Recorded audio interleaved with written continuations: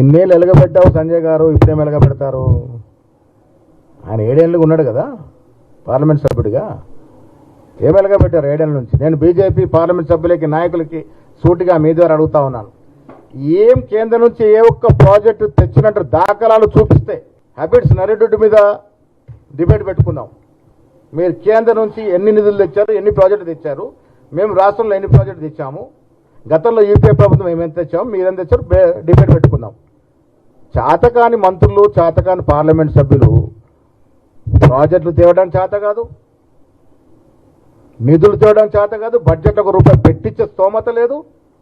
వాళ్ళు ఇప్పుడట నిధులు అంటే ఎలక్షన్లో చెప్తే నిధులు ఇప్పటిదాకా ఏం చేశారు? మరి చేస్తే ప్రజలు ఆదరిస్తారు కదా. కేవలం శ్రీరామచంద్రుని మతం తప్ప మీరు చేసింది ఏమీ లేదు. ఇంకా ప్రజలు కూడా చాలా అయిపోయింది.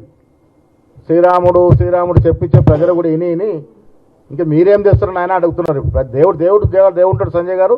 మీరేం తెచ్చారు, మీరేం చేస్తారో చెప్పమంటారు. అది చేత కాదు, వెలగబెట్టలేరు.